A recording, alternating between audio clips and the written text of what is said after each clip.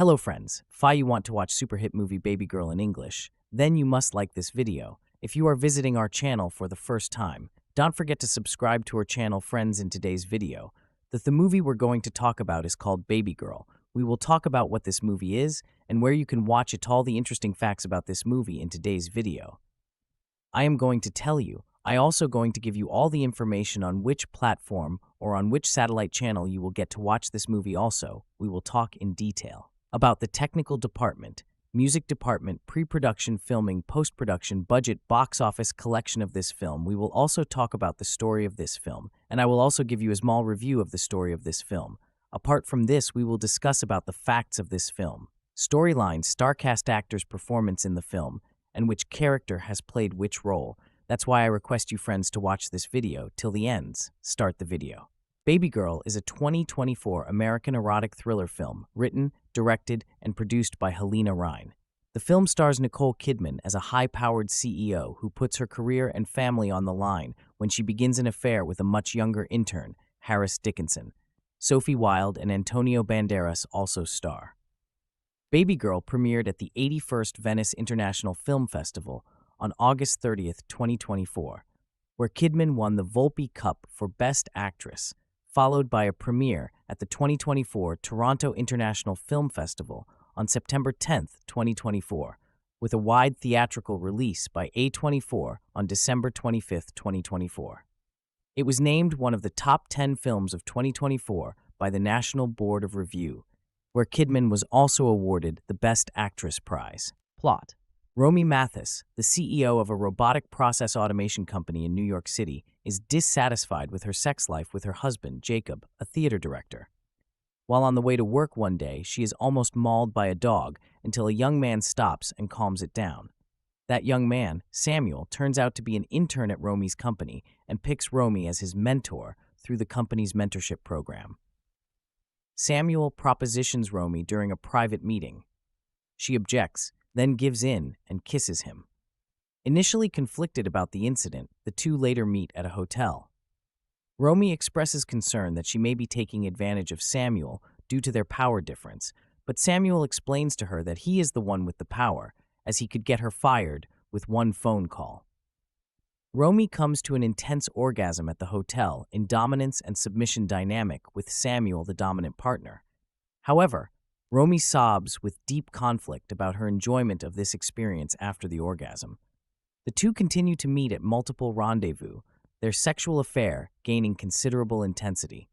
Samuel continues to push boundaries. In one instance, he appears at Romy and Jacob's country home, ingratiating himself with the entire family under the pretense of returning Romy's laptop, which she left at the office. Feeling disrespected, Romy lashes out at Samuel, telling him that her family is everything to her and never to show up at her home again. The two argue, and Samuel says he will request a transfer to a different department, which Romy objects as she fears it will only stir questions about her role in his transfer request. Unable to handle the stress, Romy tells her husband that she is dissatisfied with their sex life and has never experienced an orgasm with him. Desperate, Romy meets with Samuel to convince him to continue their affair, but only after she confirms her submission to Samuel. Soon afterward, Samuel appears uninvited at her house again for her daughter's birthday party. He attends with Esme, who acts in a secretarial role to Romy, with whom he is dating. Esme informs Romy that she knows about her affair with Samuel. She asks Romy to end the affair, make structural changes to the company, and promote Esme to prevent her from coming forward with what she knows. Romy later confesses the affair to Jacob, albeit describing it as a stranger and a one-night stand. She desperately reaches out to Jacob, describing her sexual needs, to which Jacob reacts without compassion, dismissing her feelings and throwing her out. Jacob walks into their country house sometime later to find Romy and Samuel together. He confronts Samuel in a fistfight, but then suffers a panic attack, with Samuel coming to his aid. A scorned Samuel leaves, and Romy and Jacob decide to rekindle their marriage and sex life. A board member informs Romy that Samuel has taken a new job in Japan.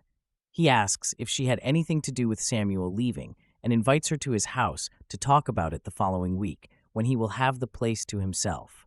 Disgusted, Romy firmly states that she is unafraid of him and tells him to leave her office.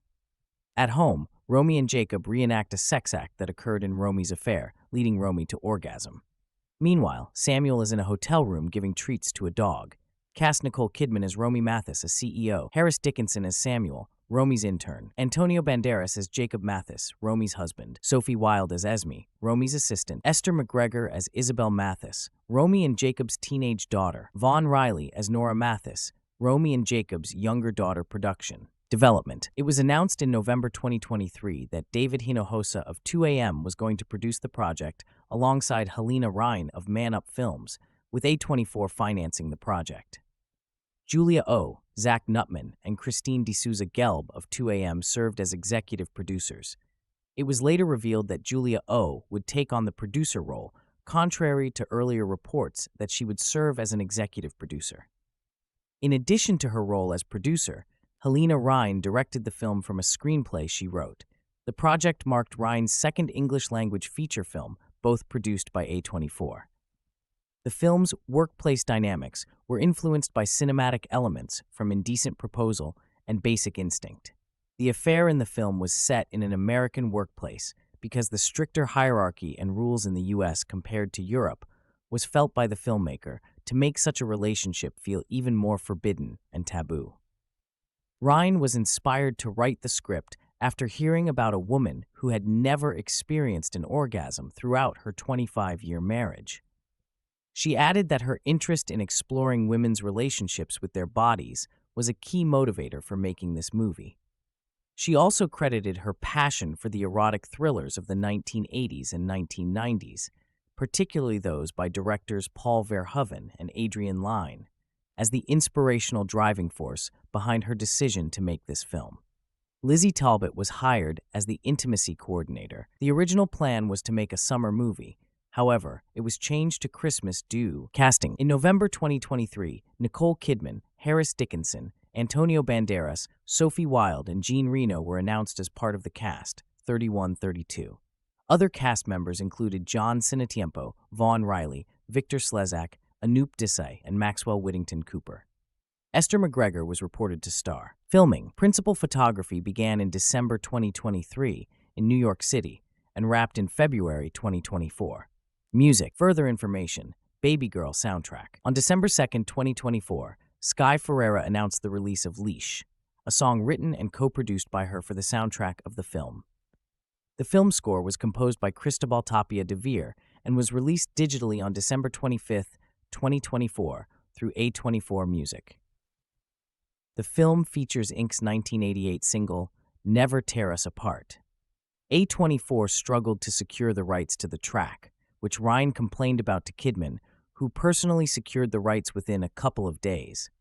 Release. Theatrical Babygirl premiered at the 81st Venice International Film Festival on August 30, 2024. Following this, it was also premiered at the 49th Toronto International Film Festival on September 10, 2024. The film was initially set for a release in the United States and Canada on December 20, 2024, but the date was later shifted to December 25, 2024, for its theatrical debut. Home media. Babygirl was released in the United States on VOD on January 28, 2025. Reception. Box office. As of January 31, 2025, Babygirl has grossed $27.7 million in the United States and Canada and $19.3 million in other territories, for a total of $47.4 million worldwide. In the United States and Canada, Babygirl was released alongside Nosferatu, A Complete Unknown, and The Fire Inside, and was projected to gross around $7 million from 2,115 theaters in its 5-day opening weekend.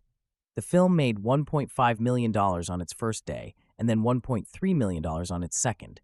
It went on to debut to $4.4 million in its opening weekend, and a total of $7.3 million over the 5 days, finishing in 7th. It then made $1.4 million on the first day of 2025, for a total of $10.5 million over its first 8 days of release.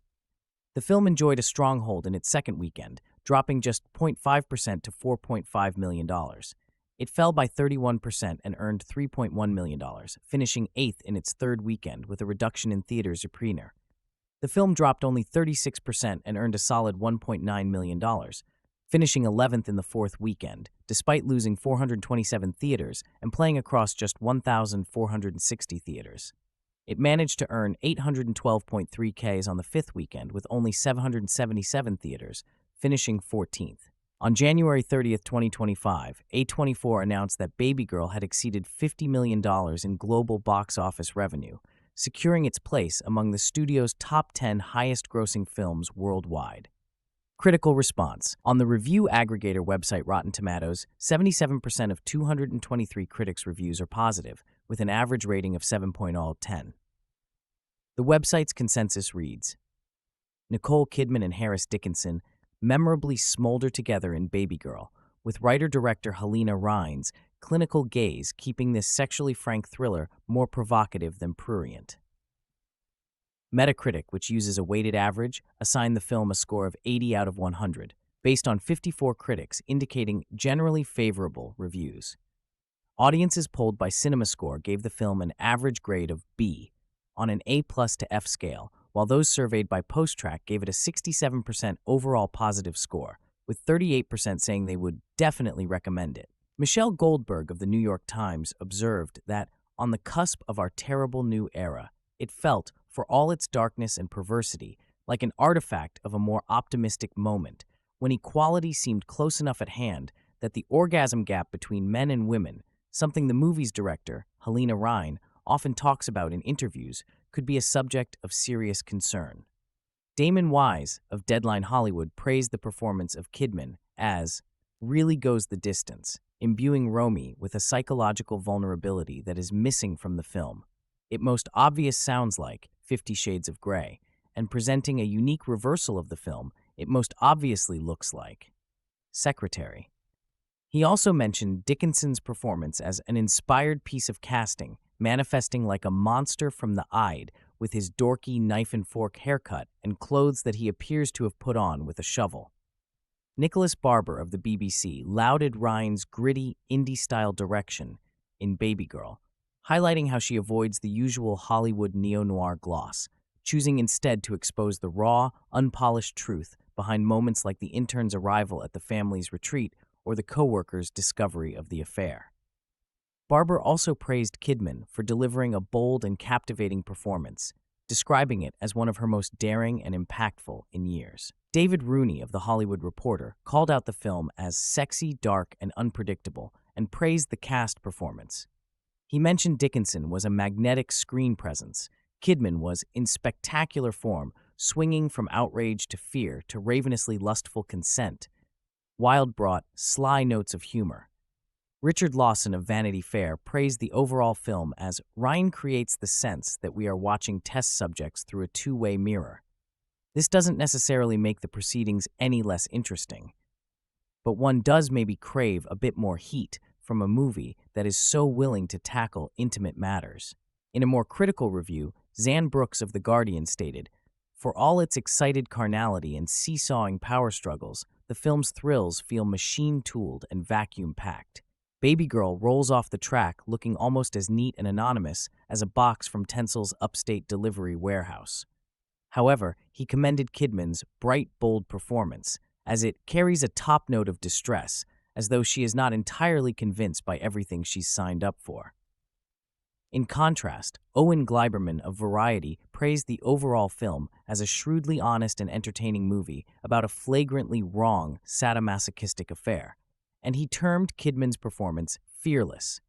He later concluded that Kidman had the best performance by a female actor in 2024. Robbie Collin of The Telegraph praised the film, noting that it is sharp enough and hot enough. He highlighted Nicole Kidman's performance as ferociously good, convincing utterly as this formerly level-headed careerist whose deeply buried, long-denied appetites are simultaneously proving her making and downfall. Alison Wilmore of Vulture described the film as a self-love story, emphasizing that part of its message is about the importance of allowing oneself to be vulnerable and to let yourself be small for a while. Glenn Kenny of RogerEbert.com praised Kidman's performance, but the film itself did not convince him. Kidman has garnered kudos for an uninhibited and daring performance, but when has she ever shied away from uninhibited and daring performances? I love to see them always, but I love to see them even more in good movies. Kevin Marr of The Times mentioned that, like the best BDSM experiences, they say, is slightly contrived but very satisfying. Radhika Seth of Vogue acknowledged that the film is not for everyone, dividing critics and even premiere attendees. However, she praised Antonio Banderas, Nicole Kidman, Halina Reijn, and Cristobal Tapia de Veer for their standout contributions to the film. 75. Ben Kroll of The Wrap said that despite hints at deeper themes and narratives, the film stands out for its surprising absence of cynicism. Martin Tsai of Collider noted that while the film does elicit some laughs, whether intentional or not, it ultimately feels more demeaning for Nicole Kidman than Dogville. He pointed out that Catherine Breillat had already addressed similar themes more skillfully in Last Summer, and criticized Reijn for lacking the nuance needed to elevate the film into something more meaningful. Stephanie Zacharek of Time called out that this was one of Kidman's finest performances in a long career of more than 40 years, while Carla Meyer of Los Angeles Times considered Kidman's performance was an Oscars worthy. Concurred with that, Peter Travers of ABC News mentioned that Kidman's daring is now the stuff of legend. Nick Shager of The Daily Beast mentioned that the film featured a standout performance from Kidman as a woman on a daring quest for self-discovery and fulfillment, and delivered a bold and entertaining cinematic jolt. Richard Roper of Chicago Sun-Times praised Banderas' performance as he served as a steady presence, with a standout moment later in the story showcasing his formidable acting prowess.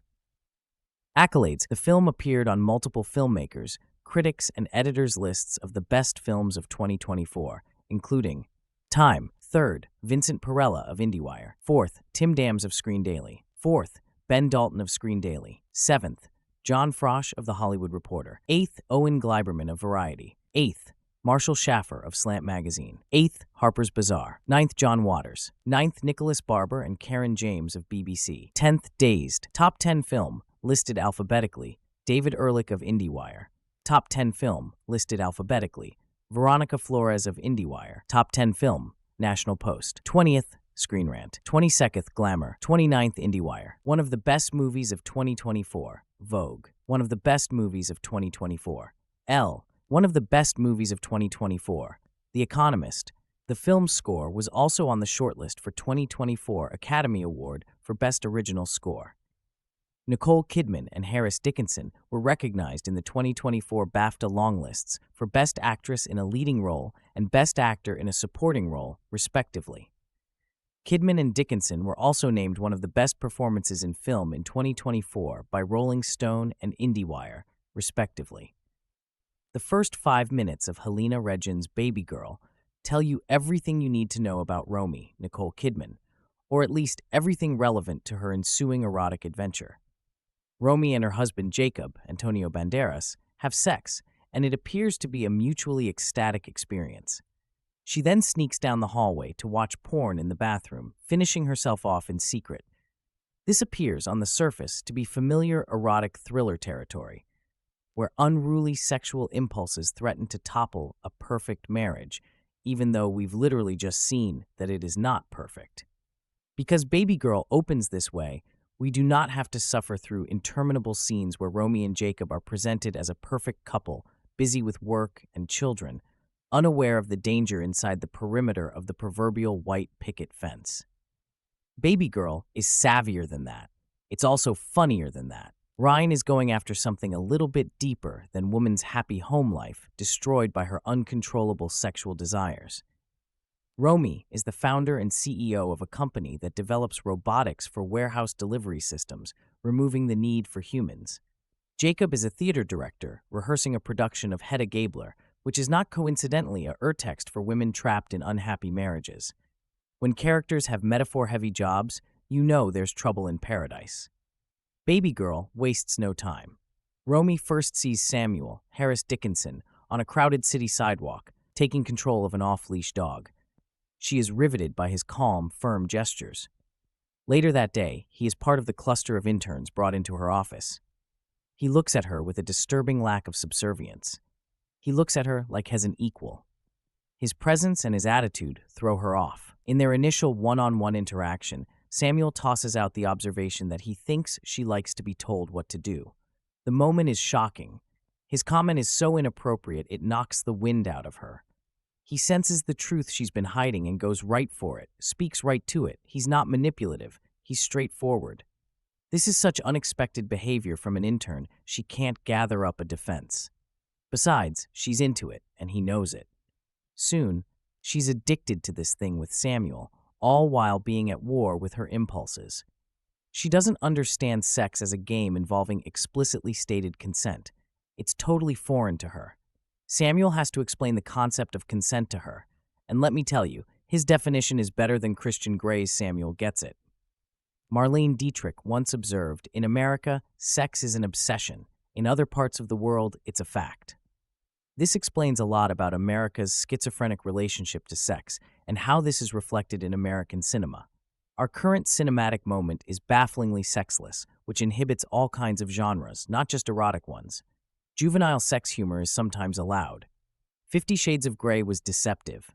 Yes, there was kinky sex, but it was legitimized by a wedding ceremony, showing a puritanical need to put a container around dark sexual impulses. The absence of sex is evidence of the obsession with it. If sex is just a fact, however, then it doesn't have the same threatening power. In Babygirl, both obsession and fact are in operation. To Romy, sex is an obsession. To Samuel, sex is a fact. This year's The Feeling That the Time for Doing Something Has Passed, written and directed by Joanna Arnaud, who also stars, is about a submissive woman, and it shows how it's really tough to find a dom who is not also a psycho or just a jerk pretending to be a dom. The tone of Arnaud's film is extreme deadpan, whereas Babygirl's tone is that of a comic opera, but the frankness with which these things are discussed in both films is a breath of fresh air. Kidman plays Romy at a fever pitch, and she is very effective. But Harris Dickinson is the real star here. If Samuel wasn't portrayed in the exact right way, the whole delicate thing would fall apart. The performance is not really a revelation, because Dickinson has been distinguishing himself from the moment he arrived back in 2017 in Eliza Hittman's Beach Rats, 2017. In Steve McLean's Postcards from London, Dickinson showed his willingness to appear in experimental material and, most importantly, to be objectified by the camera and others. He was the object of desire in that film, as well as in Xavier Dolan's Matthias and Maxime, where his aggressively hetero behavior hinted at protesting too much. With Triangle of Sadness, he played a male model, leaning into what was already obvious. In all films, he brought to the table a calm sense of being aware of what he looks like, aware people are looking at him, and he is fine with allowing it. This is a very rare quality in male actors. Richard Gere had it. In Scrapper, one of my favorite films of 2023, Dickinson played a young guy who abandoned his daughter at birth and returned when she was 12. Even though you could judge the character, he was such an open-faced, big, goofy guy, it was hard to be mad at him. Dickinson has reached another exciting level with Babygirl. We get only a few glimpses of Romy's childhood. She grew up in what she calls a commune cult and does EMDR therapy a couple of times a week. Trauma is implied but not explained. Since this element is barely developed, it felt unnecessary and didn't really add to any understanding of Romy's motivations. To repeat, everything you need to know about Romy happens in the first 5 minutes. Cristobal Tapia de Vere's original score is symphonic and often gigantic, creating a portentous mood, which somehow manages to avoid self-seriousness. The needle drops are memorable, particularly the use of INX's Never Tear Us Apart and the scene where a shirtless postcoital Samuel, holding a glass of scotch, dances around the posh hotel room to George Michael's father figure, his movements slow and languid, aware he's on display, dancing to please himself, and knowing his pleasing to her. The moment is mesmerizing. Babygirl is a high-wire act. It's a small miracle the film works as well as it does. Babygirl isn't a romantic comedy or a romance or even a comedy, though it concerns matters of the heart and has a friskily impolite sense of humor. Set over what seems like a very long Christmas season, it centers on Romy, a transfixing Nicole Kidman, a married woman who enters a dominant submissive affair that almost consumes her. It's a story about women, bodies, and the regulation of both. and what it means when a woman surrenders her most secret self. All of which is to say, it's also about power, but with kinks. Romy is the chief executive of a slick, growing robotics company that, from its videos, seems to provide warehouse automation. Presumably, the robots moving goods around will eventually make human labor redundant. In the meantime, they serve as a hardworking metaphor for a woman who's rationalized every aspect of her existence.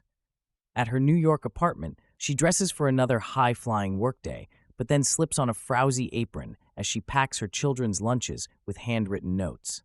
The lack of hired help is an off detail. The apron seems so incongruent with her job and the frictionless perfection of her domestic realm that her puzzled husband, Jacob, Antonio Banderas, asks about it. The writer-director Halina Reijn, Bodies, Bodies, Bodies, is just as scrupulously attentive to detail as Romy. With sensitivity to the gilded surfaces of Romy's life, and with a series of brisk, narratively condensed scenes, the filmmaker sketches in a woman who presents an aspirational ideal, from her glossy lipstick to her teetering heels. Yet, while the ceiling-to-floor windows of Romy's importantly situated office announce that she's a contemporary woman with nothing to hide, you know better. By the time Romy first breezes into work, you have already watched her sprint naked from her postcoital bed, where Jacob is sleeping the deep, contented sleep of the satiated, so she can secretly masturbate to online pornography. The movie's opener is a grabber. The first shot in the movie is a close-up of Romy seemingly on the orgasmic verge, and not only because Kidman bears her lovely apple-cheeked rear as her character bolts down the hall. From the moment that the actress' backside and coltish legs are gliding through the hushed darkness of Romy's tastefully luxurious apartment, the movie seems to be invoking Stanley Kubrick's 1999 erotic drama, Eyes Wide Shut. In that hallucinatory film, which also opens at Christmas time, Kidman plays a married woman who sends her husband, Tom Cruise, spiraling after she tells him about her unconsummated desire for another man. "I was ready to give up everything," she says. In Babygirl, female desire opens another Pandora's box of trouble. As in a lot of romantic comedies, the meet-cute in Babygirl has been strategically orchestrated. Romy is rushing to work on a day like any other when she's stopped in her tracks by the sight of a dog ferociously attacking someone. Visibly shook, she continues to watch Frozen as a tall, dark-haired young stranger sharply commands the dog, which instantly stops its attack and nuzzles him. Romy is impressed, though not altogether for obvious reasons. In short order, it becomes clear that she too wants a firm hand, to nuzzle the commanding stranger and be commanded in turn. In a coincidence that strains credulity, suggesting that this story may also be a kind of fantasy, the dog-wrangling stranger shows up at Romy's office. One of a gaggle of new interns, Samuel, Harris Dickinson, immediately catches her eye once more, an attraction that, as testy flirting boss talk gives way to furtive, hungrily submissive embraces, quickly evolves into something far more freighted than an ill-advised workplace liaison. Unlike the character in Eyes Wide Shut, Romy takes the leap into annihilating desire, risking everything in an affair that reverses her and Samuel's work dynamic. As she waits on all fours, he takes lead. Reijn handles the affair discreetly, using evocative choreography, softly beautiful lighting, and carefully deployed depth of focus to intimate more than she reveals. Your mileage will vary, of course, but the results are more dreamily sexy romantic than scorching, which seems to reflect Rein's larger concerns. Romy may have certain needs, but the filmmaker is less concerned with the specifics of dominance and submission, in ritualized sexual favors, leashes, and all the rest, and more focused on power, women, pleasure, and unbounded desire. In several montage sequences, you see Romy and Samuel testing and discovering each other. You also see two people who have briefly slipped off the restraints of everyday life. It's an enjoyable liberation story of a kind, even if Romy's search for existential freedom proves disappointingly limited. Hers isn't the soul-crushing bummer that, say, Ibsen's Hedda Gabler is, but Romy's and the story's horizons remain narrow. Even so, Reijn and her performers, including Sophie Wilde as Romy's employee Esme, consistently edge this material into deeper waters, which allows you to consider other possibilities for them. For her part, Kidman takes Babygirl to its breaking point with a performance that risks your laughter, and which, as she dismantles her character's perfection piece by piece, exposes a raw vulnerability that can be shocking. It's the rawest thing in this movie, and it's bliss. From the director of Bodies, Babygirl is a movie about Romy Mathis, Nicole Kidman, a CEO of a powerful New York City tech company. She's a very business-oriented woman who focuses almost solely on work, but is unsatisfied with her sex life. She fantasizes about being submissive to her partner, but her husband, Jacob, Antonio Banderas, wants her to take charge. Eventually, she meets an intern at her company named Samuel, Harris Dickinson, who quickly displays his assertive behavior and tendencies with Romy, eventually developing an affair where Samuel tells her what to do at all times while Romy is forced to obey. Of course, secrets like these can't last forever, but like most romances, the forbidden nature of the affair is what makes it so enticing. The reason that I made the initial connection between Babygirl and 50 Shades of Grey is that both movies don't really have a solid grasp of the fetish subculture that they're trying to exploit. And look, no shame or disrespect to anyone who enjoys that dom-sub lifestyle, but it's very quickly apparent that Babygirl doesn't want to make any meaningful attempt to examine what that kind of relationship is like. It's a thriller, interested in examining the taboos of having an extramarital affair, one where the power dynamics are completely swapped. By day, Romy is a powerful figure within her company who can make or break a person with just one phone call. By night, she wants to be treated like a dog and have all autonomy taken away from her.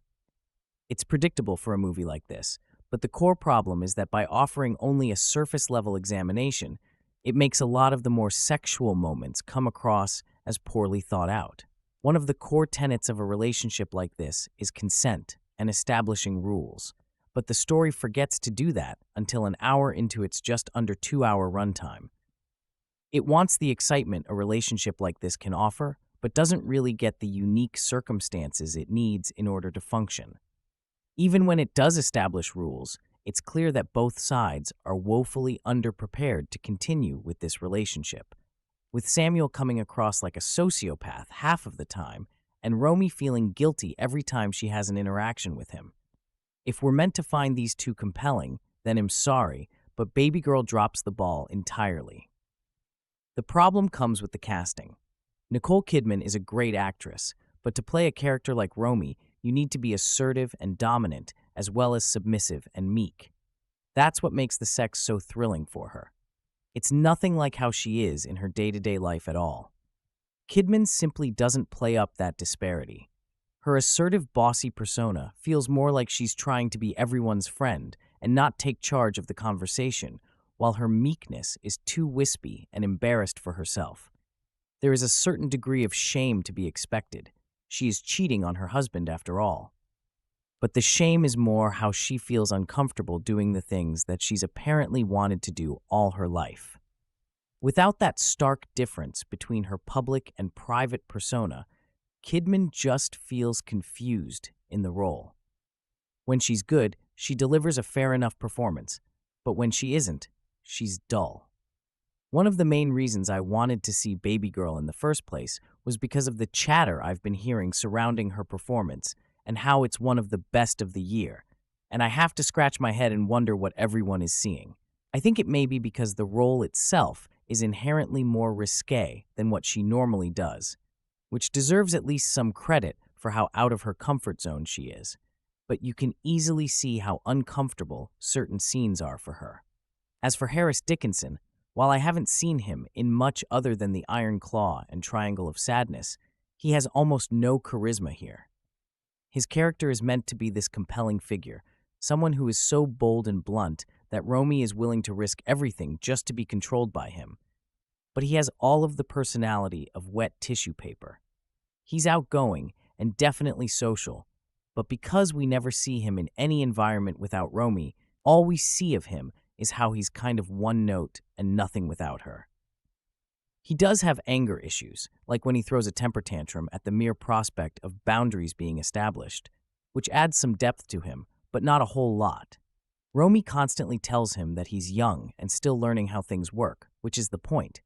He's inexperienced and doesn't seem to know what a healthy relationship is, but the movie never criticizes him in any meaningful way. There is no revelation where he's condemned for the way he treated Romy. It's only Romy who bears the brunt of the criticism, which feels weird. I mean, I know I'm a guy who's saying this, but seeing most of the supporting cast chastise Romy for trying to fulfill her sexual urges while Samuel barely receives any criticism is odd. Yes, there's a power and age dynamic to factor in, but it still hits a sour note when Samuel effectively gets off scot-free. All of that could easily be forgiven if the movie was at the very least sexy. Movies like Babygirl exist to be wish fulfillment fantasies. They're meant to be saucy affairs to get people feeling hot and bothered, but there are virtually no sparks between Nicole Kidman and Harris Dickinson. That's the biggest crime of the film. If the two of them had chemistry, then I probably would have been more forgiving of the narrative faults.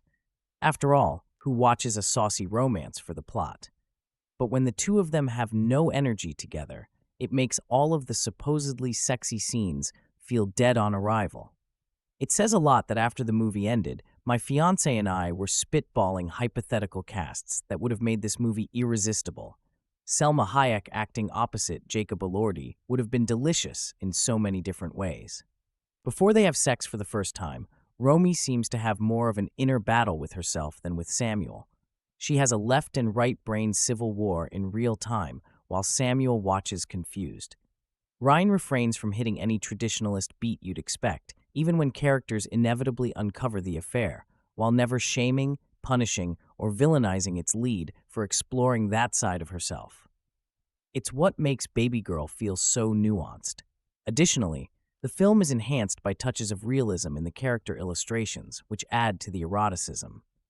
Both parties are often unsure about each other's willingness to explore this subdom affair. Samuel may possess a blunt demeanor, but he's so neurodivergent, and Romy struggles with her self-control. When their weirdo asses interact romantically, it's awkward, yet it's so inviting because it feels realistic. It adds dimension to Kidman and Dickinson's intoxicating chemistry, making you sweat before their bodies even touch. In recent years, there has been a lack of sexuality in film. I'm not talking about romantic sex, but straight-up fucking.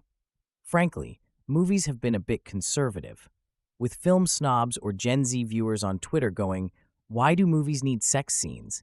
And the industry adhering to that, cinema has been feeling so radically vanilla. Sex is so much more than shock value in movies.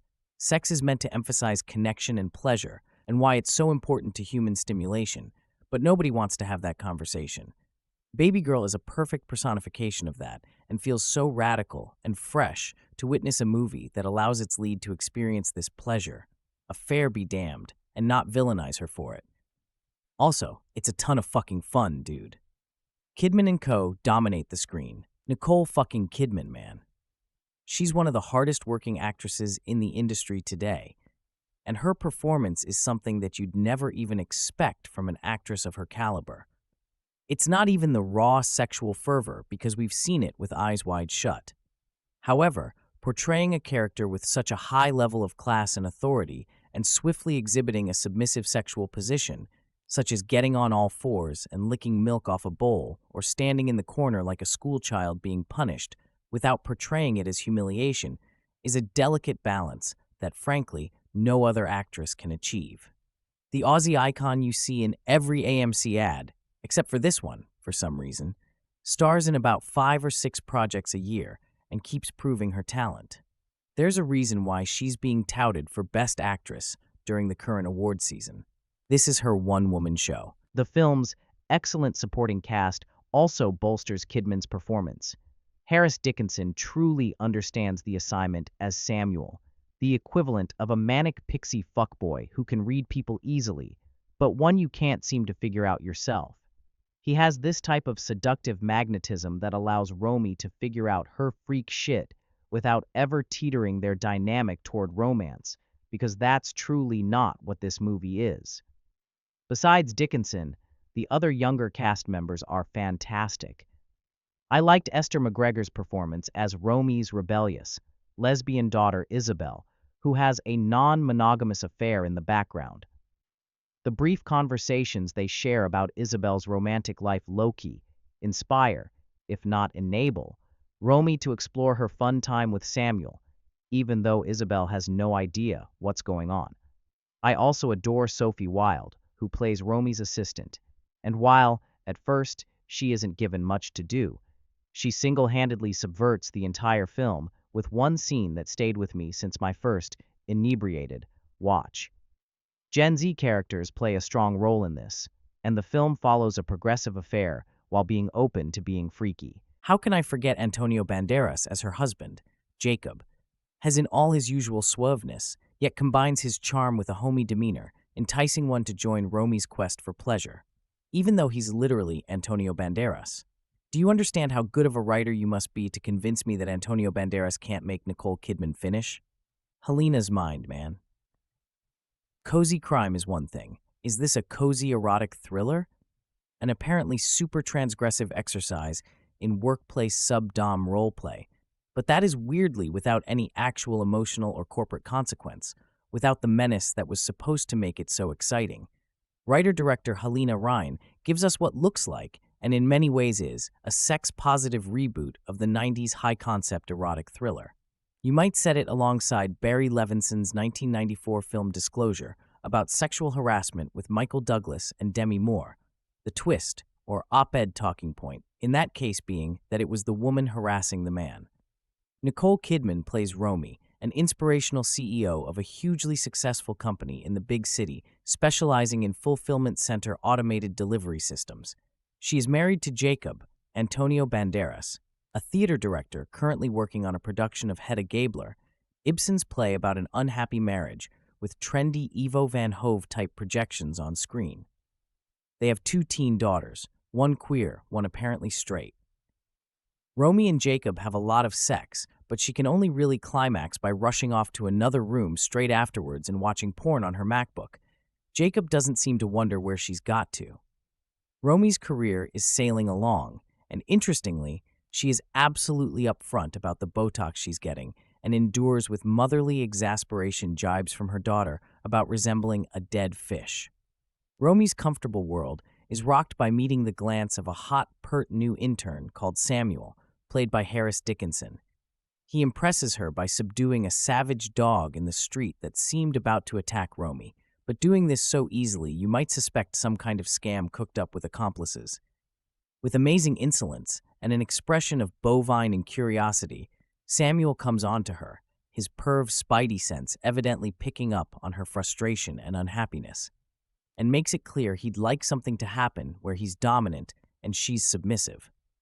Romy realizes that being dominated by a young intern whose career and life she could crush at any moment is very exciting, and the amour food duly kicks off, with the Gen Z dom awarding his boss the unfeminist endearment, Babygirl. As for Romy's real-world power over him, Samuel hints at what might happen if he went to HR with what's been going on. But this is domination light. The supposed degradation is mostly signaled by the scuzziness of the hotels where they meet, she's presumably paying. In one, Romy actually has to pick a hair off the counterpane. Ooh. She sits down and stands up and goes into the corner and faces the wall when he says so.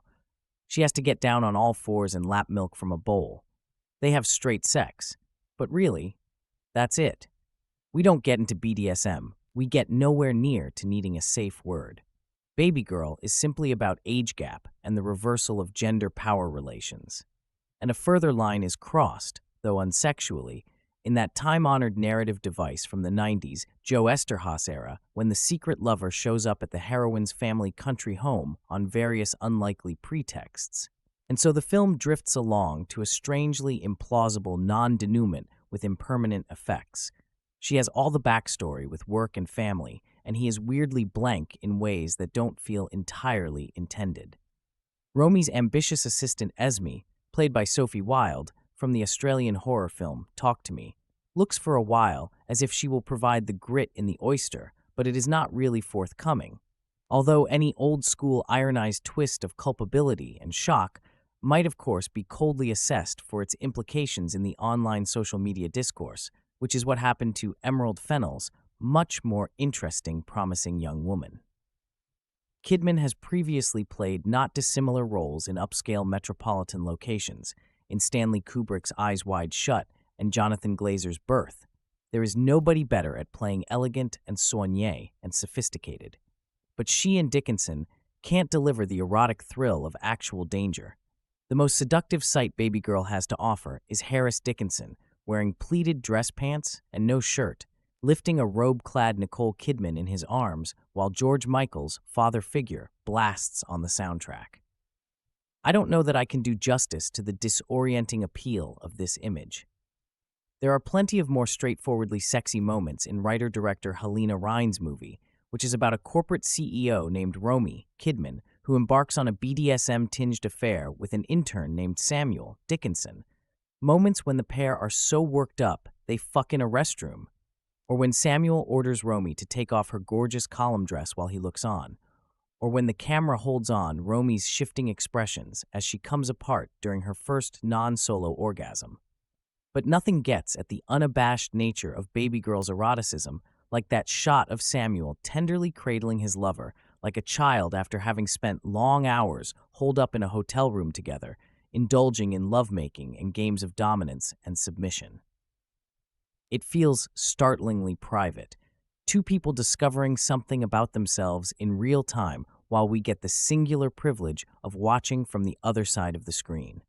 Babygirl is being billed in some corners as an erotic thriller, though it doesn't insist on the moral consequences that have traditionally been just as central to the subgenre as the steamy clinches. Reijn, late of the underwhelming cool kid horror comedy Bodies, Bodies, Bodies, is a Dutch filmmaker who's essentially on a cultural safari through the remnants of American Puritanism, and the only sexual hang-ups she explores are the ones Romy herself has internalized. Babygirl never bothers to genuinely reckon with the damage that could be wrought by the head of a company having an illicit affair with a junior employee.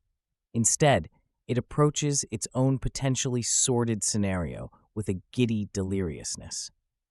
If 2024 has turned out to be the year of the cougar at the movies, Kidman herself has now been paired twice with a leading man over 2 decades younger. What Babygirl has to offer toward the trend is not a tale of punishment, but an adventure into self-discovery that's unabashedly indulgent but always surprising.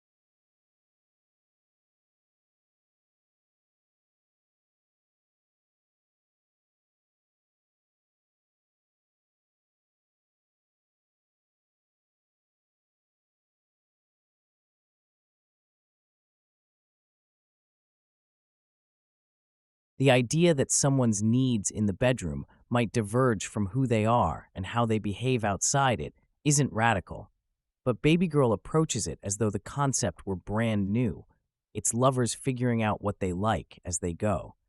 Dickinson is often cast as aloof beauties, objects of desire rather than characters who actively go after what they want, but Babygirl brings him down to earth. Samuel is old enough to work in a bar on the side, while being young enough to get an internship at Romy's warehouse automation company. Babygirl approaches its setting with the endearing vagueness of someone who's read a single Wikipedia entry on New York corporate culture. He's no Christian Grey, though he already has a better sense of what he wants than Romy does. Their early scenes together are fumbling and funny. in part because neither of them knows what they're doing. But even more than that, because Romy gets drawn in by her own desires, only to turn around and act outraged at what's happening. The generational difference between Babygirl's lovers isn't just an act of provocation. Romy's a product of her era, having had to learn to be one of the boys, and then to figure out what it means to be a leader who's a woman, and written in all the accrued scar tissue on her heart from those experiences is a certainty that what she wants is shameful and degrading. Babygirl isn't really a romance, and it's better for it, even if the film ends on a note that feels a little too neat for the vivid messiness of everything that comes before. It's a self-love story, and part of that discovery is that it's okay to let yourself be small for a while. More than okay, it might turn out to be pretty hot. Thriller Babygirl is the 2024 American erotic thriller film written, directed, and co-produced by Halina Reijn. It stars Nicole Kidman, Harris Dickinson, Sophie Wilde, and Antonio Banderas. The GAC film debuted on August 30th, 2024 at the 81st Venice International Film Festival, where Kidman won the Volpe Cup for Best Actress. Its North American premiere followed at the 49th Toronto International Film Festival on September 10th, 2024, with a U.S. theatrical release. By A24, scheduled for December 25th, 2024 premise, this cinematic work explores the complexities of power dynamics and sexuality within a professional setting as a high-ranking CEO. Nicole Kidman embarks on a forbidden romance with a captivating intern, Harris Dickinson, who is significantly younger, Nicole Kidman, as Rye Harris Dickinson as Samuel Antonio Banderas as Jacob, Sophie as Esme Gate, Jansen as Hedda, Scarlett Isabel Ma as Anna Esther, McGregor as Isabel Von Riley, as Nora 8 Victor Slazak as Mr. Mel 8 Desai as Robert Bartley Booz as Tom Maxwell Whittington Cooper as Josh, Lisi Silva as Hazel Dolly Wells as Therapist Production. It was announced in November 2023 that David Hinojosa of 2AM was going to produce the project alongside Halina. Reign of Man Up Films, with a 24 financing the project. Julia O. Zach Nutman and Christine Duza Gelb of 2AM served as executive producers. It was later revealed that Julia O would take on the producer role, contrary to earlier reports that she would serve as an executive producer. In addition to her role as producer, Halina Reijn directed the film from a screenplay she wrote. The project marked Reign's second English-language feature film, both produced by A24. The film's workplace dynamics were influenced by cinematic elements from Indecent Proposal and Basic Instinct. The affair in the film was set in an American workplace because the stricter hierarchy and rules in the U.S. compared to Europe was felt by the filmmaker to make such a relationship feel even more forbidden and taboo. Reijn added that her interest in exploring women's relationships with their bodies was a key motivator for making this movie. She also credited her passion for the erotic thrillers of the 1980s and 1990s, particularly those by directors Paul Verhoeven and Adrian Lai, as the inspirational driving force behind her decision to make this film. Lizzie Talba was hired as the intimacy coordinator. Casting in November 2023, Nicole Kidman, Harris Dickinson, Antonio Banderas, Sophie Wilde, and Jean Reno were announced as part of the cast. Other cast members included John Senmo Von Riley Victor, Slazak, Ano Desai, and Maxwell Whittington Cooper. Esther McGregor was reported to star. Filming principal photography began in December 2023 in New York City and wrapped in February 2024. Babygirl movie review. Romy Mattis owns a duplex, apartment in the city, and a big house in the country. She has a doing husband, 2 adorable daughters, and a gilded career as the CEO of Tencel, a non-specific robot business that runs a successful warehouse delivery scheme. RI in the U parlance of a women's glossy magazine, has it all, which naturally means that she wants something else, something more. Before long, she has embarked on a perilous affair with her office, interjumping him in the gents to the strains of an excesses never tear us apart. Rye is played by Nicole Kidman, whose bright, bold performance nonetheless carries a top note of distress, as though she is not entirely convinced by everything she's signed up for. She is the star of Halina Reign's film, which premieres here in Venice, and might have been this year's Tar, that other big drama about a powerful woman laid low, were it not so superficially pleased with itself. so thrilled by its own daring Babygirl has some useful and occasionally provocative things to say about inter-office dynamics and sexual desire, but it delivers them with the clipped, perky professionalism of an annual corporate presentation. The film opens with an orgasm and closes with another, although it turns out that the first climax was faked because Romy has never been truly satisfied by her spouse. She confesses to having dark thoughts, masturbates compulsively to her laptop, and hungers for an adventure to get her out of her rut. This explains why she's so drawn to Samuel Harris Dickinson, a 20-some gopher at Tencel, New York office, whose puckish self-assurance hangs just the right side of insolence. The intern wants her to mentor him. He wants whatever he can get. Arriving at work one morning, Romy sees him taming a wild dog. On the street, just maybe she thinks he can tame her as well. Like Romy's first climax, the picture is a burlesque, a performance expertly done but suspect at its core. Reijn, a Dutch-born director now based in New York, enjoyed a breakout hit with the punchy Bodies in 2022. But this film is less satisfying, and at times rather silly. Now Roy and Samuel are locked in a torrid and toxic affair. He is feeding her saucers of milk to the strains of George Michael's father figure, while her poor husband, Jacob Antonio Banderas, is left wrangling the kids and trying to direct his latest off-Broadway show. The power balance shifts. Samuel starts to think as the boss. He points out that he has a crucial hold over Romy and that all it would take, his one phone call, to instantly end her career. Does it turn you on? When I say that, he asks with a grin, and she's so spun around by this point that yes, it probably does. Is it a spoiler to mention that Romy and Samuel's adventure doesn't necessarily end well? There is no neat happy ending for our lust-struck lovers, just more mess, more stress, and eventually a screaming row beside the doll. Christmas Tree Reign's drama deserves credit for its lack of cheap moralizing and suggests that even the most reckless affair can bring unforeseen benefits, but it's too little too late. And for all its excited carnality and seesawing power struggles, the film's thrills feel machine-tooled and vacuum-packed. Babygirl rolls off the track, looking almost as neat and anonymous as a box from Tencel's upstate delivery warehouse. There is, to my mind, no doubt that the concept of beautiful had its roots in sexual excitation, and that its original meaning was sexually stimulating, wrote Sigmund Freud in his 1905 publication 3 Essays on the Theory of Sexuality in the Century. Since Freud's various hypotheses on sexuality were written and eventually overshadowed by a progressive and enlightened collective understanding of how sexuality functions, cinema, particularly American cinema, has remained suffocated by rigid and archaic ideas regarding sexuality and morality. Partially, this is due to the historically patriarchal gatekeeping, which repressed women and the LGBTQ+ community, but entrenched gender expectations regarding women's agency over their own sexual identity continues to dominate every aspect of the global cultural landscape. And thus, at least in the English-speaking realm, there aren't too many films directed by women confronting the reality of their sexual desires outside of genre. Vehicles where their pursuit of pleasure is sanctioned by considerable consequence, usually in relation to their nuclear familial unit or social expectations. Finally, something quite frank and impartial arrives in Halina Reign's third film Babygirl, featuring Nicole Kidman. In a way, we've never seen her before.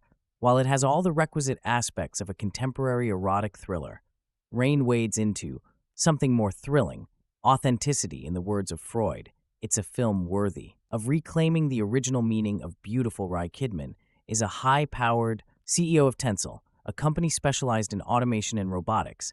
She's happily married to Jacob Antonio Banderas, a notable theater director in NYC, and together they share 2 adolescent daughters. Walking to the office one day, she's nearly accosted by someone's dog running amok on the sidewalk. Samuel Harris Dickinson whistles, gaining control of the animal for its hapless owner. Moments later, Romy is introduced to Samuel as a new intern at her office.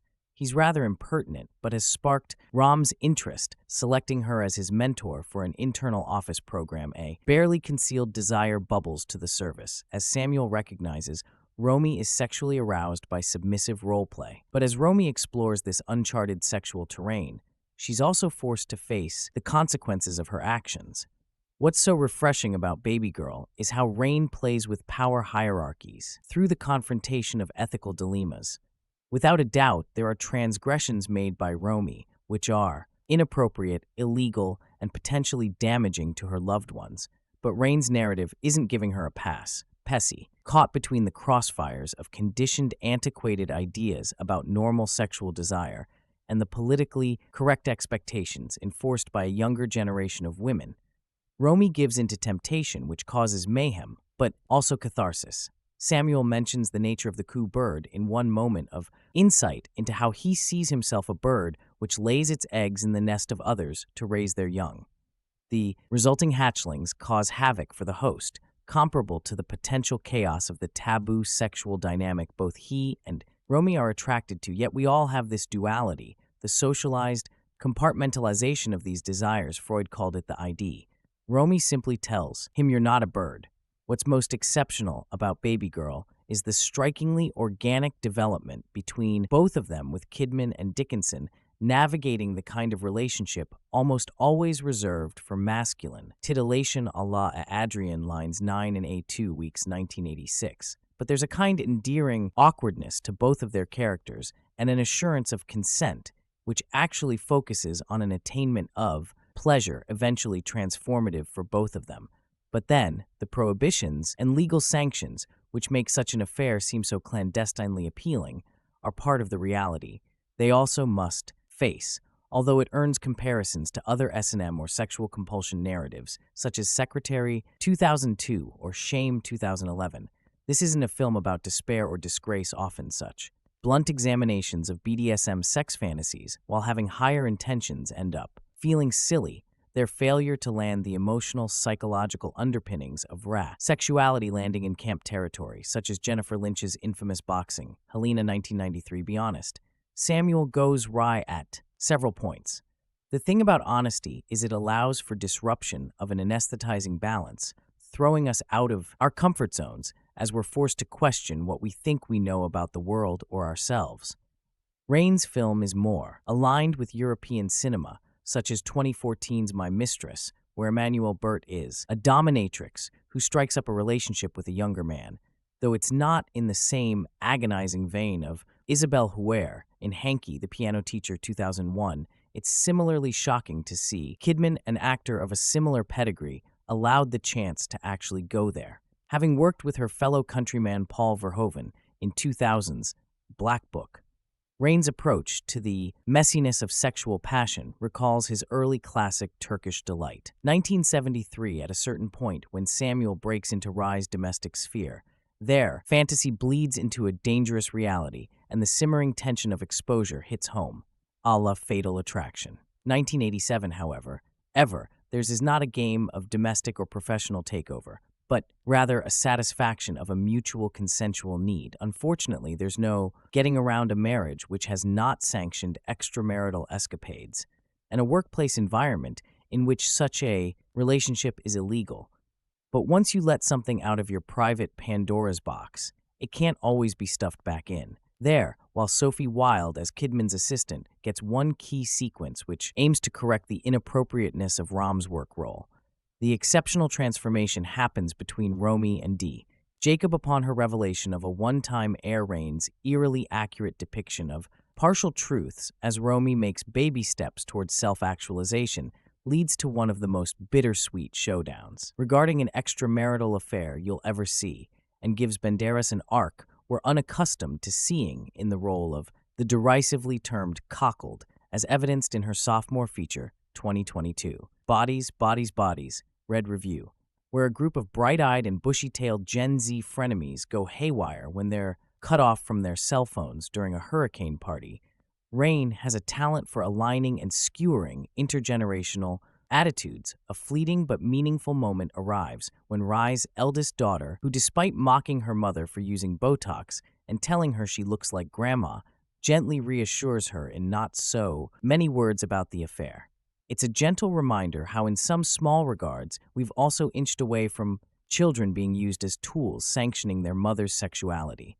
Alala celebrated Douglas Sir melodramas such as All That Heaven Allows, 1955, or There's Always Tomorrow. 1956 Babygirl ends in a somewhat hopeful place, bookend by wry moans, which are presumably not performative in the final reels, as Reijn grants us one final subversive fantasy in such a fashion, which effectively transcends something similarly explored in The Forthcoming Night, starring Amy Adams somehow. Even adultery feels good in a place like this. Other information about this film. Halina Reign's Babygirl is aware of the discourse. It's read all the articles that have been passed around online. It knows what's considered problematic in the year of our Lord 2024, and it's listened to all of Karina Longworth's podcasts on the disappearance of the erotic thriller. It knows what people have been clamoring for, as well as Jing, themselves against which is the return of attractive people having well-lit, really good sex on screen. And if that weren't enough, it devises a powder keg of a scenario that all but dares the viewer to be outraged in some manner or form by confronting traditional gender roles, female sexual desire as a driving force, power dynamics in the workplace, the dissolution of the nuclear family, humiliation as kink end, just to really troll people. The embrace of automation as a force for good in people's lives. The film is like a 21st century gender studies symposium that encourages a change of pants. The film introduces us to Nicole Kidman's Romy Mathis, a typist CEO of a company that manufactures warehouse robots, as she has sex with her husband Jacob Antonio Banderas, nuded and filmed from a all-seen God's eye view. She rides him until completion and then after a bare minimum of snuggling, she slips on a nightie and disappears to another room of the house, where she opens up her laptop to a porn site, lies on her stomach, and begins to masturbate. Is Romy a nymphomaniac, or does she merely have physical desires her husband of 19 years is incapable of fulfilling, and that she is too embarrassed to vocalize in her professional life? Romy is a titan of industry, outwardly impenetrable and statuesque. She keeps people around her on guard simply through her chilly demeanor. But there is a foundational weakness in her, a desire to be controlled and even be told exactly what to do, likely a vestigial element of her upbringing, being raised on a commune, that she compares to a cult which a woman in her position is not allowed to acknowledge or give oxygen to. While walking to the office one morning, she witnesses a strikingly handsome man in his early 20s, Harris Dickinson, bringing to heel a snarling dog running wild on a city sidewalk, and it awakens something in her tall, boyish, and wearing an ill-fitting suit. The man both looks like a child, but carries himself with an almost irrational level of self-possession, as these things in movies often go. The young man, whose name is Samuel, actually works in her office. As an intern, walked into a pro-foreign meet the co-session along with a dozen other interns. Samuel makes a point of raising his hand and asking whether Romy genuinely believes automation is a net positive in society, drawing a reprimand from Romy's executive assistant, Esme Sophie Wilde, and a curious glance from Romy. Who the hell is this person fresh out of college and making subsistence wages to interrogate the CEO on day one, on the very nature of the business? Their paths continue to cross around the office, usually in some form of a micro confrontation. Most people entering the business world would cut their arm off to avoid. Samuel insists that Romy honor his request for her to be his company mentor. She wasn't even aware the CEO was required to participate in such a thing, holding her to account for trying to skip out on their regularly scheduled check-ins, or chiding her for drinking coffee after lunch, spotting her across the bar at the company happy hour. He has a tall glass of milk sent to her, and silently urges her to gulp it down, to the astonishment of her C-level peers, as she leaves alone at the end of the night. He whispers in her ear, "Good girl, what is this dude's deal?" The most likely answer is that he's just an Russin and engaging in the sort of behavior that would see him bounced out of the building and blacklisted from the industry. You've heard about the misplaced confidence of unspectacular white men, that except when you look like Harris Dickinson, unspectacular may not apply. But it's also possible has instantly taken the measure of her and senses her weakness and lack of mooring, and knows not only what's required to bring her to bear, but what she secretly aches for. He invades her personal space, holding his face close to hers when they speak dominating conversations and curtly critiquing her in ways that wouldn't feel appropriate if they were contemporaries, let alone separated by the gulf between a mountaintop and dirt. On a slug's belly, he texts her at odd hours and demands that she appear at dingy hotel rooms. And the remarkable thing is, in spite of common sense and her best instincts, she does. And when he tells her to get on her knees, crawl to him, and eat a piece of candy out of the palm of his hand, she, of course, says no. At first, control as both a metaphor for and prelude to sex is well-trod terrain, as is domination and masochism in mass-market crap like 50 Shades of Grey. But typically, it's male gratification being prioritized over a woman's desires. We've seen men dominate women as well as being dominated by women. But the dynamic, either through physical strength or status and wealth, typically favors the man. Whereas in Babygirl, if Samuel's getting his rocks off in any sort of physiological sense, it's entirely consigned to off-screen, a sexual core. Relationship between a CEO and in turn is the most textbook imbalance of power imaginable. At the same time, a CEO can be shoved out the door even by the whispers of sexual impropriety, which Samuel knows just as well as Romy does. They each hold each other's destruction in their respective hands. And that's the part that excites both of them. Not to mention, Romy has a family who would be torn apart by an affair. Reijn knows what the shape of one of these films typically is, and more importantly, knows that the viewer knows as well. It's taken as a given that the audience enters the film aware that Fatal Attraction, Disclosure, and Unfaithful, a not terrible film, that this one is very much in conversation with exist, and the perverse thrill of Babygirl is it walks right up to the line of being something cheap and common, only to pull up on the reins and take the material to some genuinely mature and complicated places. The film that Babygirl is arguably most indebted to, however, is Paul Verhoeven.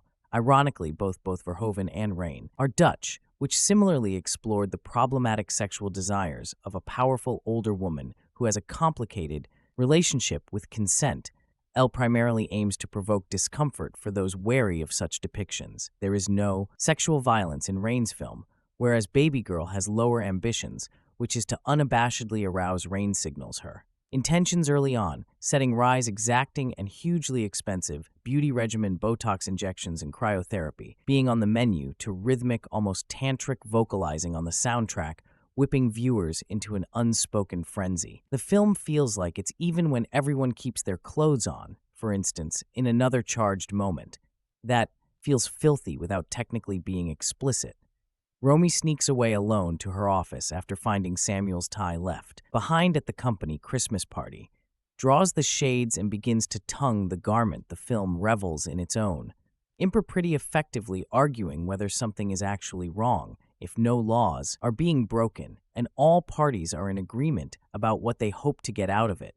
It may position the film squarely in the realm of fantasy. For starters, the characters have siloed plain-spoken sexual desire and messy emotions in a manner that's never been achieved between consenting adults across millennia. But what a wonderful fantasy it is. Dickinson and Kidman are performing a feature-length dance here, feeding off one another's physical energies in a glorious give and take. The actress modulates her typical ice queen persona by willingly exposing chinks in her armor, choosing to make herself vulnerable as a means of inviting sexual actualization. The character and the film are simpatico in recognizing that something is only humiliating if it's not willfully invited. In one of the more revealing scenes of the film, Romy attempts to get Jacob to perform a certain sexual act on her in their marriage bed, and she pulls her shirt over her head, covering her entire face, before she can work up the nerve to ask for satisfaction from her spouse. By comparison, Samuel intuits her need to feel out of control and provides a safe venue where she can achieve release. Here's a universal truth we know about Hollywood. It has a bad track record with presenting female desire in a direct way. Halina Rein's Babygirl attempts to append this formula in the film. Romy Mattis, Nicole Kidman, is a wealthy CEO of her own robot/AI company who has a loving husband, Jacob Antonio Banderas, and two caring, if sometimes obnoxious, daughters. Romy is well respected at her workplace, having earned her way to the top through tenacity, but she's got these lustful desires that at home she can only assuage by watching pornography in secret. And then one day, on her way to work, a young man, Samuel Harris Dickinson, tames an unleashed dog, and her long, subdued fantasies crave to break into reality. Babygirl doesn't shy away from its central conceit of showing that women have sexual desires and like to indulge in them. The film starts off with Romy and her husband Jacob in bed, followed by Romy sneaking away to finish the job on her own.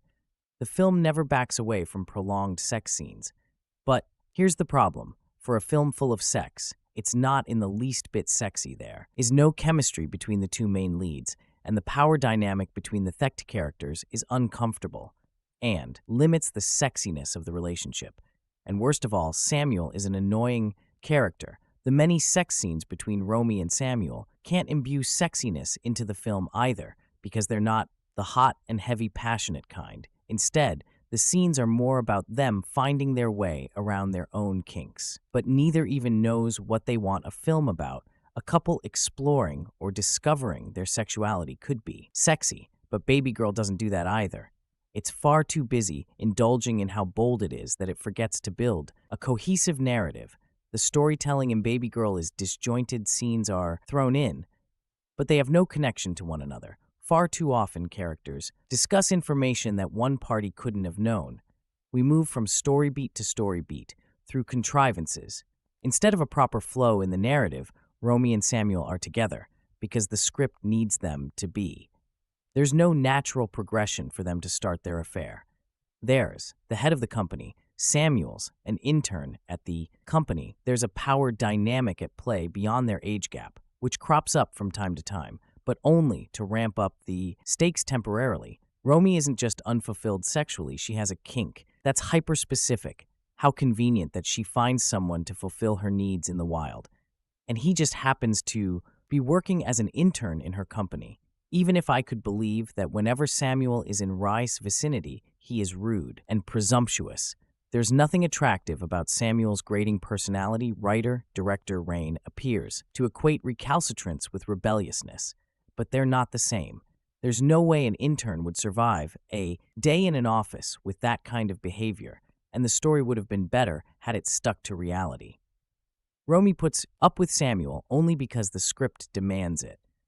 Kidman and Dickinson have absolutely no chemistry with one another, and it doesn't help that Babygirl doesn't let their mutual desires sizzle before locking them in a room together. I want to say it's all contrived, but it's not even that. When the two first kiss, it makes no sense why they do it. Romy has been looking at this guy, sure, but does she really want Samuel? What he is so aggravating that it negates how he is a fantasy fulfillment. And what's Samuel's deal? Why is he into RI, and how did the two of them know that getting together wouldn't also land them in trouble? Neither had evinced any interest in the other, yet they try and kiss. I know I need to suspend my disbelief, but suspension has limits. Let's not even start with the BDSM kink in this film. I keep reading about how erotic this film is, but Romy and Samuel's affair starts with neither of them asking nor knowing what the other is looking for sexually. How can you get swept up in this torrid affair when we don't even know what attracts them to each other? Babygirl dives right into the BDSM without addressing any of the issues around, essentially portraying Romy and Samuel's affair as deeply unsafe. Have we learned nothing from the 50 Shades of Grey trilogy? Sexual encounters need to be consensual affairs, and communication is a must in anything related to BDSM. At least have one conversation about what you're looking for before ordering. A person around had Babygirl restricted its story to just a woman figuring out what she wanted sexually. That'd be one thing. But no, it tries to throw in a ton of other stuff on top of that as well. Romy's desires are considered dark, not normal, and she's in therapy for that. But that's a plot point that should have been introduced much earlier in the story. And the fact she's going to therapy at all is treated as an afterthought in Romy's relationship with Jacob. This is a recurring theme in the film. Characters do not communicate that an otherwise powerful woman has been settling for second best when it comes to sexual intimacy in her decades-long, loving relationship with her. Her husband should have been addressed more thoughtfully than it is. The overbloated story also includes a subplot about a hardworking employee, Esme Sophie Wilde, who keeps asking for a promotion and for the company to hire more women. Because there are so many plot points few get their due, and most are merely set dressing, because the main crux of the film is to show one woman enjoying pleasure to make matters worse. The dialogue is clipped and unnatural, adding to the artificiality of the entire experience. All the actors try to power through the clunky script, though. Banderas, despite his curtailed and thankless role, is the most natural of the lot. I don't know what to make of Dickinson. I've never seen him in anything before, so I have nothing to compare this performance to. His role is also underbaked. They to service Kidman's or Rye rather than to stand on his own, and I can't gauge whether he did a good job or not. He has to pretend to be a standoffish, rude man, and he does that. I guess that's good enough most of the ep. Screen time is of course focused on Kidman. Look, she's a great talent. There's no denying that. And Babygirl is maybe Kidman's boldest performance yet. She has these long one-take scenes of acting out Rom's pleasure, and that is not easy. She also has prolonged scenes acting out Romy's kink, and that must have been even more challenging.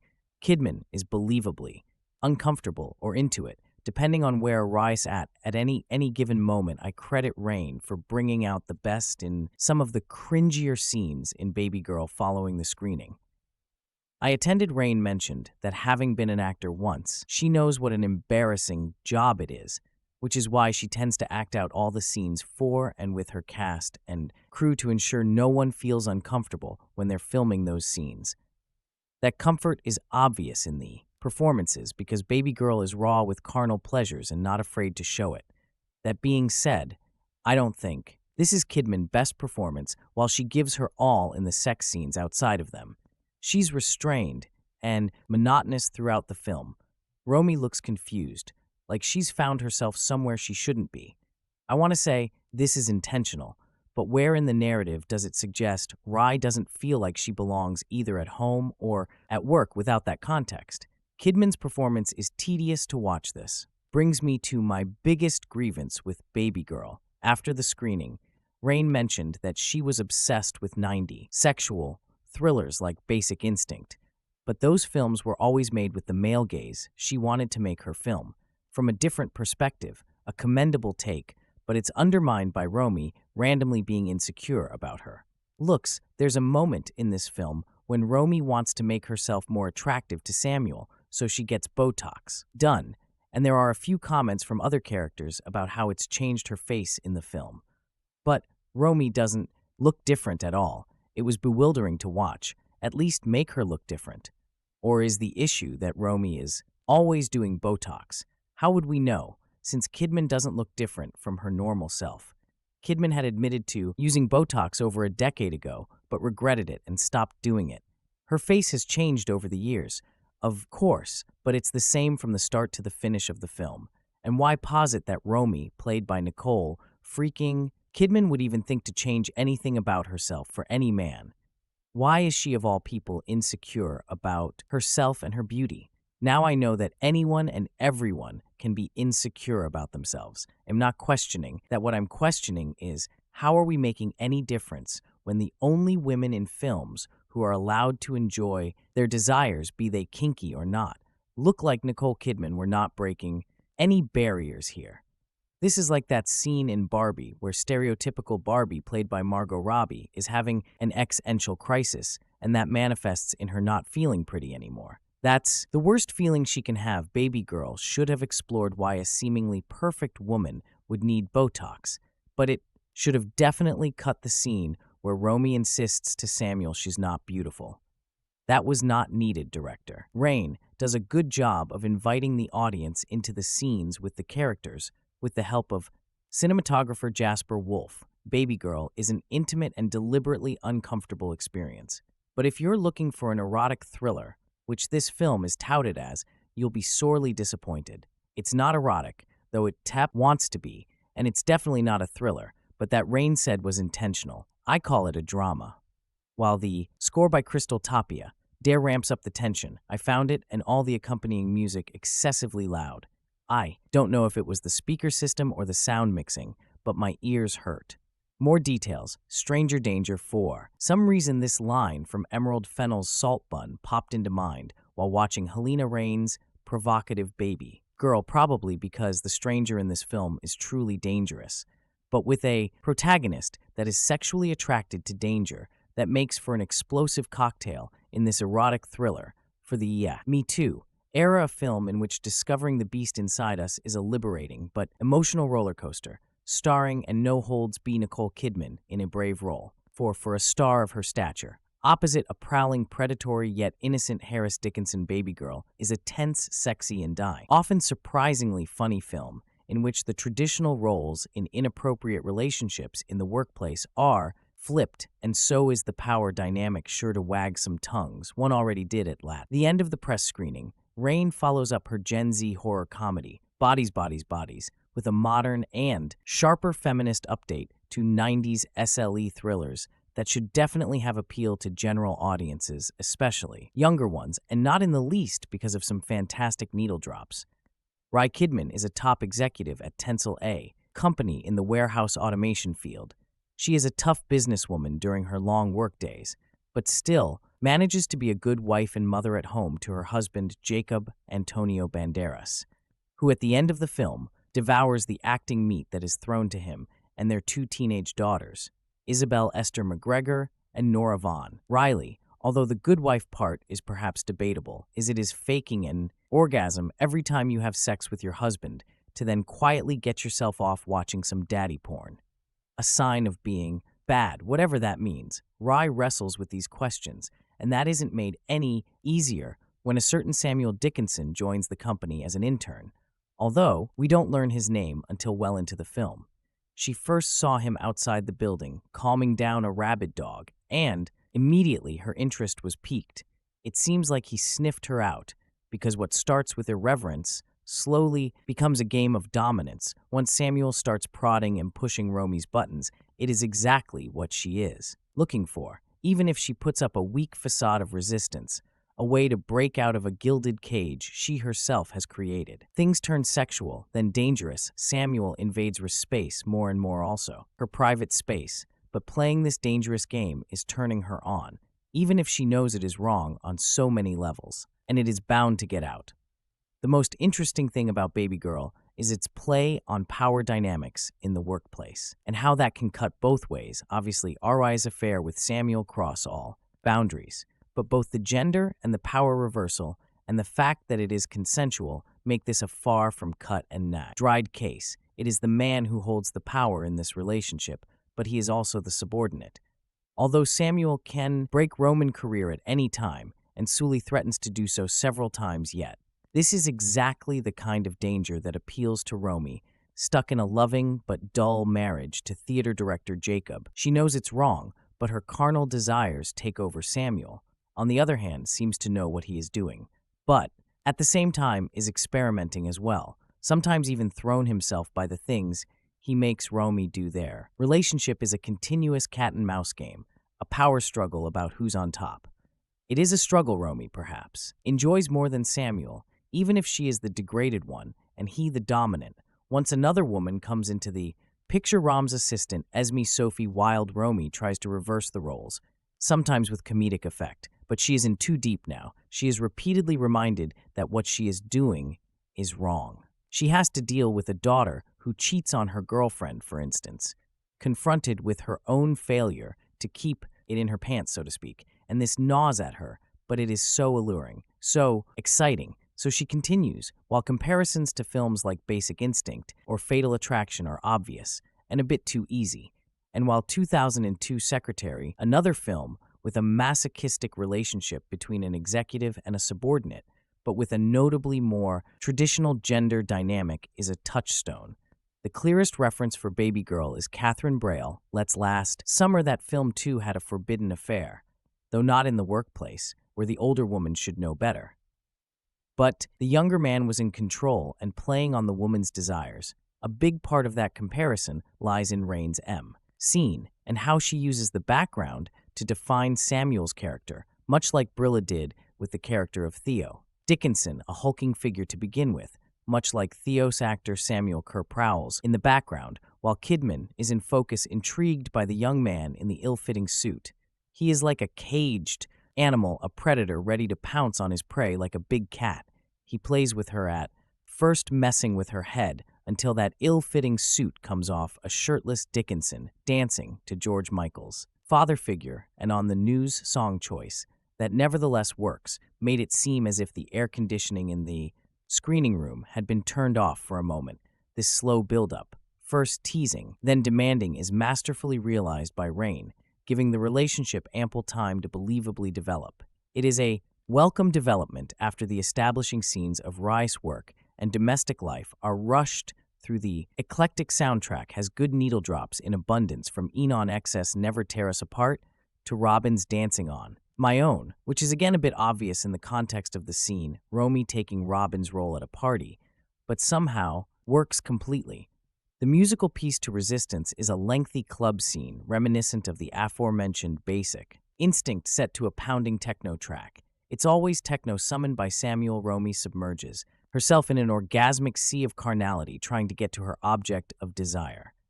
That is a key word for actors in a project this strong and sexually charged. Nicole Kidman goes through the barrier and bears it all in the film, totally under Dickinson's control. Their scenes are intimate and then some, and given the nature of the sex acts, her performance is one of those that one calls brave.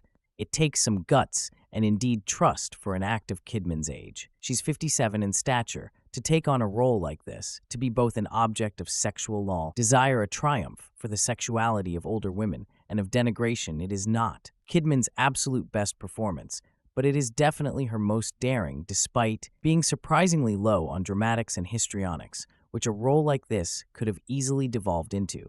It is Rice, confusion, frustration, and lusty fear that are rendered by Kidman with abandon. Opposite her, the lanky tall figure of Dickinson slips from young kid to dominant alpha male and back with ease. His predatory nature was already touched upon, and the actor's sometimes taut and stern, sometimes boyish facial expressions emit a danger, yet at times also confusion, that makes his Samuel one of the more interesting characters in recent cinema.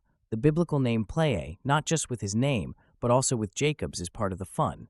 But while both lead performances are brilliant in their own right, the dynamic between them, something that is so much needed for a story about power dynamics and sexual tension, is what elevates Babygirl to something far more nuanced than the they. Simple examples mentioned before, Reijn makes sure to write that dynamic into her self-penned screenplay, adding whimsy and frequent touches of humor to break the tension, but also ratcheting up when the suspense needs to be stretched, like a rubber band.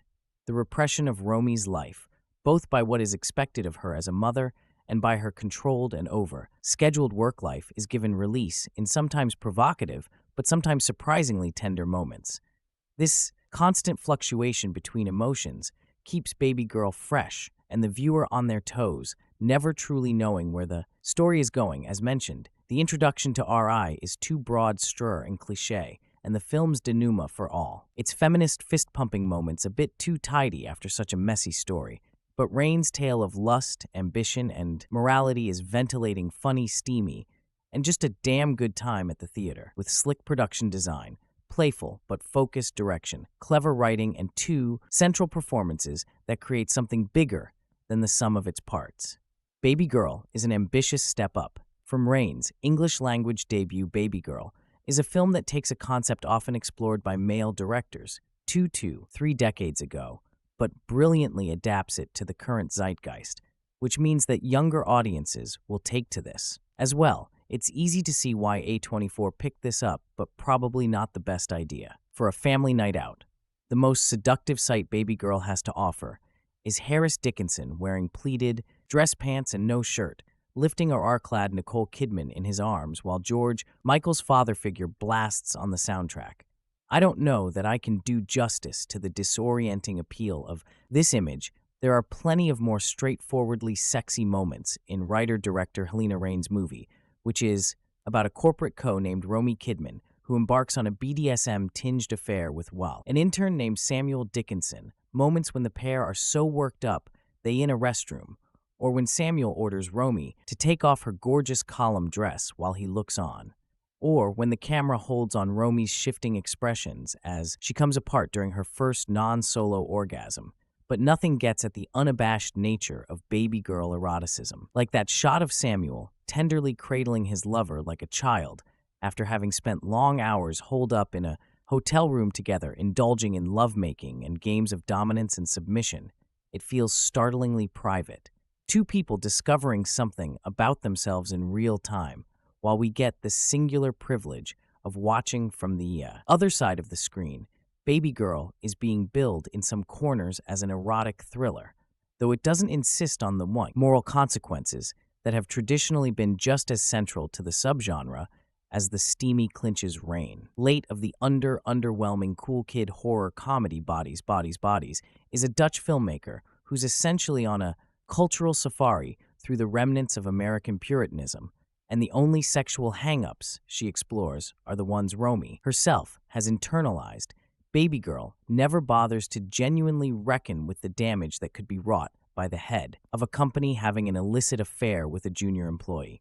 Instead, it approaches its own potentially sordid scenario with a giddy deliriousness. If 2024 has turned out to be the year of the cougar at the movies, Kidman herself has now been paired twice with a leading man over 2 decades younger. What Babygirl has to offer toward the trend is not a tale of punishment, but an adventure into self-discovery that's unabashedly indulgent but always surprising. Romy is an executive of the post-lean-in era one, who wears her hair in tendrils and her power lightly. It's a positive to be vulnerable, not a negative. An underling tells her when she uses the word weakness in a corporate video. And if Romy doesn't entirely buy this, she nevertheless takes the note. She has it all: the high-flying job, the loving husband theater director Jacob, played by Antonio Banderas, and the kids Von Riley and Esther McGregor as daughters Nora and Isabel respectively. If the contradictions are getting to her, having to be authoritative while also always being approachable and firm, while also always being soft. It doesn't show until Samuel shows up in the office and SP something inside her she's previously tried to shut down. What first lights her up is amusingly the way he takes command of an aggressive dog who's gotten away from her owner. His ease, his confidence, and the way he says, "good girl." Kidman's been on a run of playing overachieving matrons lately, in roles from Big Little Lies to the upcoming The Perfect Couple. What's gratifying about her role in this film is that she starts from that place, then banks so wildly in another direction that she seems perpetually shocked by herself. The idea that someone's needs in the bedroom might diverge from who they are and how they behave outside. It isn't radical, but Babygirl approaches it as though the concept were brand new, its lovers figuring out what they like as they go. Dickinson is often cast as aloof beauties, objects of desire, rather than characters who actively go after what they want. But Babygirl brings him down to earth. Samuel is old enough to work in a bar on the side, while being young enough to get an internship at Rice Warehouse Automation Company. Babygirl approaches its setting with the endearing vagueness of someone who's read a single Wikipedia entry on New York corporate culture. He's no Christian Grey, though he already has a better sense of what he wants than Romy does. Their early scenes together are fumbling and funny, in part because neither of them knows what they're doing. But even more than that, because Romy gets drawn in by her own desires, only to turn around and act outraged at what's happening. The generational difference between Babygirl's lovers isn't just an act of provocation. It's a product of her era, having had to learn to be one of the boys and then to figure out what it means to be a leader who's a woman. And written in all the acred scar tissue on her heart from those experiences is a certainty that what she wants is shameful and degrading. Babygirl isn't truly a romance, and it's better for it, even if the film ends on a note that feels a little too neat for the vivid messiness of everything that comes before. It's a self-love story, and part of that discovery is that it's okay to let yourself be small for a while, more than, okay, it might turn out to be pretty hot. Extra information: when I heard that Nicole Kidman hadn't watched Babygirl back, and the first time she'd be watching it would be at the Venice Film Festival premiere, I knew we were going to be in for quite the ride. As the lights went down and the opening credits rolled, the first thing we saw on screen, Kidman's character panting with pleasure, with her husband Jacob, played by Antonio Banderas, and it only gets hotter and spicier from there. Nicole Kidman plays a powerful CEO Romy, who engages in a forbidden affair with an alluring and much younger in Samuel, played by the Iron Claws Harris Dickinson. Romy seems to have it all: a sleek and glamorous job at a robotics firm, a handsome theater director of a husband and 2 teenage daughters, a beautiful home in the New York suburbs, but she still feels as though something is missing from her life. In particular, her sex life, as passionate and heady as sex is with her husband Jacob. The opening scene immediately tells the audience that it's not all what it seems to be on the surface. As soon as Romy has had sex with her husband, we see her run off to another room in the house to masturbate to domination-based pornography. But then she meets Samuel Dickinson's character, is suave, confident, and sometimes even commanding, but there's also an element of awkwardness and nervousness to him, with longing glances and meetings in basement rooms in the office. The build-up to this affair is packed with tension and anticipation. We see Romy battling with her inner self, debating whether to follow her desires and go down this road with Samuel, or attempt to repress her sexual fantasies of domination. But one night in a hotel room, and she finally gives in to her sexual desires.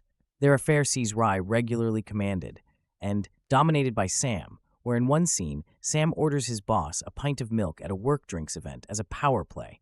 And in another scene, Romy is half-nude drinking milk from a dog bowl in a hotel room while Sam looks on. It's a story of control, power dynamics, and sexuality that may not fit the typical Norm Kidman, is effectively playing 2 parts, the confident and dominant and the submissive lover, and she succeeds in both delivering one of her best and most daring performances in years. The film is directed by Halina Reijn, who made her English-language directorial debut with a 24 satirical horror Bodies, which was a critical and commercial success. Reijn has a raw and neon war thriller style to this film. That means we get to see the undignified reality of this affair behind all the beauty and glamour. And even though the ending may be a little too neat and clear-cut for the film's messiness, it's definitely no Hollywood happy ending. She beds him, but thinks of someone else. Someone who will fulfill her sexual fantasies, what she can't get at home. Shall get elsewhere. Must be easy for female viewers to plug into this desire, a longing that's been the basis for countless romance novels. The kind with Fabio, airbrushed on the front, and worn pages from late-night reading. It's a notion Dutch actress turned writer-director Helen Reijn has fashioned into a romantic, erotic, and tepid sex story. The setup is better than the payoff in this age of 50 Shades of Grey. The sex play isn't really outrageous, and as forbidden office relationships and emotional power plays go, 2023 is fair play is much more cutthroat in that turbulent film, enraged hedge fund, executives burned up bedrooms and boardrooms. Nicole Kidman is a high-powered CEO of a company she built from scratch on the surface. She has everything: money, children, and a caring husband, Jacob Antonio Banderas. Why would she want more? But she does, can't quite put her finger on it. But if she's masturbating alone at night, something is missing. When Esme Sophie Wilde talked to me, her second in command, introduces her to the latest crop of interns, one stands out: the tall, lanky Samuel Harris Dickinson, the Iron Claw. He insinuates himself into a mentorship with Romy when she'd never volunteered her time. She protests. He insists with cunning manipulation, with tricks and traps that force her hand. A risky office relationship turns into a sadomasochist affair. Supply closets, hotel rooms, bedrooms, commands, power domination. Can he really make her get on all fours and lick milk out of a saucer against her will, or for her pleasure? Samuel, I think you like to be told what to do. You think the premise and plotting sound quite risk, but the love scenes are modest by today's standards. The full nudity is reserved for women and not men. It's all tasteful, but not raunchy.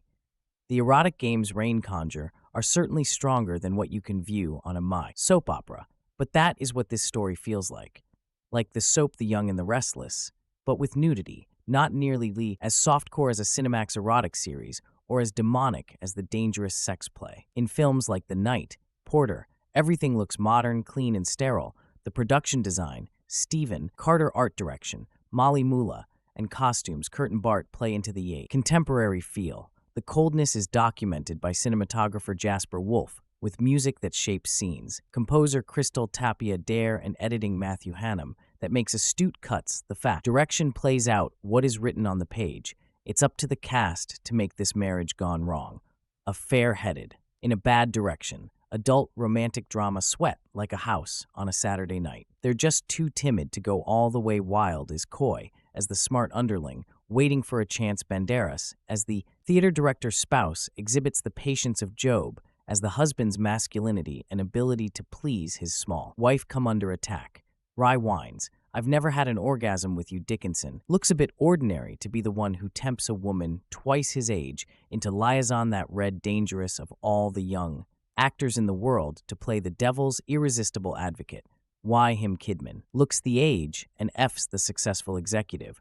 Well, she goes the extra mile to make Rye, the unsatisfied midlife crisis parent, believable in a 7-year way that quite often is reserved for men, middle-aged husbands. Seeing sex as a youth regaining elixir is played out. Women doing it is a fresh endeavor. Kidman interprets the ups and downs in powerless and empowered moments, like a seasoned actor trying to understand the soul of a career-orientated woman who feels something is missing when threatened by a rival male executive.